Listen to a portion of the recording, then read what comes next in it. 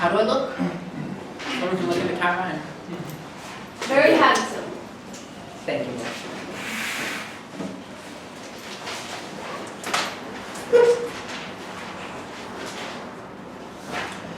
I'm ready when you are. Who's timekeeping? Oh, okay, sorry. You are. I thought Mikhail was like, you looked very busy. Sorry. Okay, first off, it will not succeed. We will not impeach Donald Trump. We concede to that from the very first second. Because in order to impeach him, we have to get a two-thirds majority in both houses of Congress and in the Senate. That obviously will not work. I'm going to explain to you why we still support heavily the motions for impeachment against Donald Trump, why we think it is important to uphold the constitutional obligation of Congress to limit the presidency. First, I'm going to explain to you what he's being impeached for as a bit of framing. I'm going to explain to you that Trump is bad, and then I'll have 2 points. One, why it decreases its chances of re-election, and second, the constitutional thing. Let's get right into it. Okay. We are impeaching Trump for obstruction of Congress and for misuse of power. Misuse of power, as in Ukraine, he told the Ukrainian Prime Minister, "Get me dirt on Joe Biden's son, or you don't get financial aid. You don't get military aid. Things that are critical for you." Congress, attempting to investigate this, was met with a hard no every time they tried to summon someone to speak before them. This is the obstruction of Congress, because by refusing to let people go speak to them, Trump is obstructing one of Congress's most crucial and central obligations in the first page of the Constitution to limit and oversee the presidency. Let's get into why Trump is bad. First of all, democracy isn't a monarchy. Yeah? Trump cannot come in and change the rules of the game to fit as he pleases. He cannot destroy checks and balances in a system that already overly favors the President of the United States over the rest of the houses. Secondly, the man is racist. We're not debating this just from an American perspective. The man is racist, he's bad, he espouses bad views. The man is a climate change denier. And no, we're at a critical point of time in climate change, a time when we can still reverse the impacts of it, and yet we have a president who's taking America out of accords. And lastly, he absolutely destroys political discourse in the United States, one of the pillars of democracy. I will explain later why it is important for us that America remains a democracy, in case we have to. Now, let's, if a second half have a case, I'd also be happy to hear it.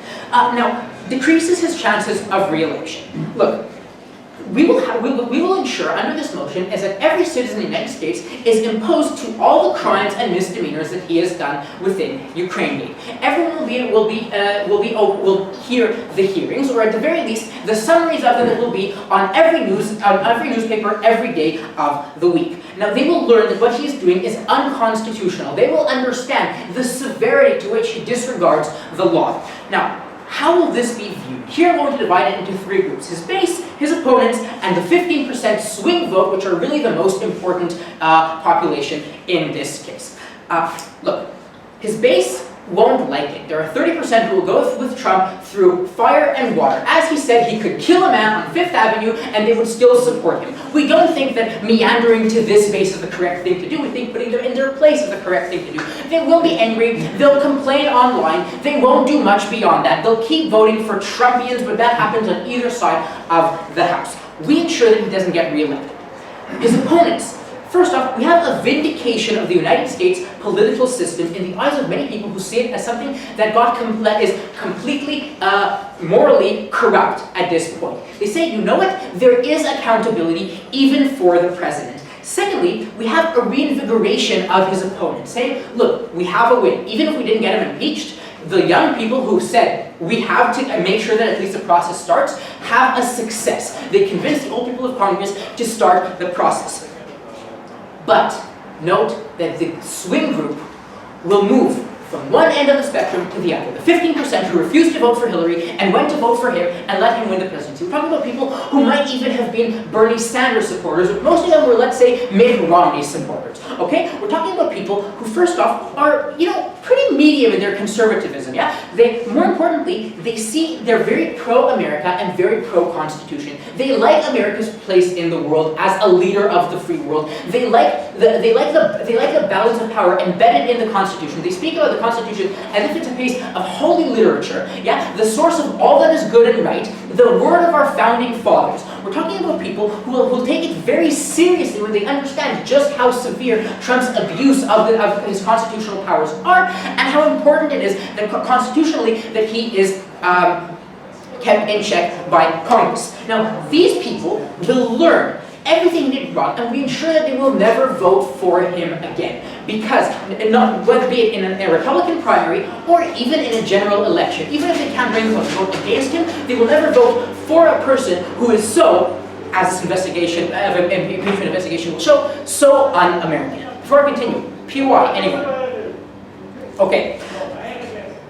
Constitutional obligation to limit the presidency. Look, America must remain a democracy. America is a leader of the free world. It is a symbol to the free world, to the democratic world. It was the source of democracy in many, many places around the world, and many countries are based on it. If America falls to populism, any country can fall to populism. The further down America falls to populism, the further any other country can fall to populism. If America no longer has any regard for the rule of law or for the Constitution, why would any other country have any regard for the rule of law or for the Constitution?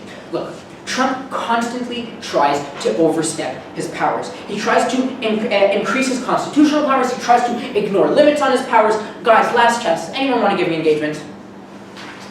Yeah. Okay, if anything, the more the populist Trump is, the more other countries state how are they going to be like him, how they are going to respect human rights. We don't think that the slippery slope is going to lead to more countries being populist. Okay, first off, that is one tiny point within our case, but we do think that if America becomes less of a, like what they're saying is that they're okay with America not being a democracy. We think that even if their only impact will be, hey, only America will become undemocratic, we still think that this motion falls to our side.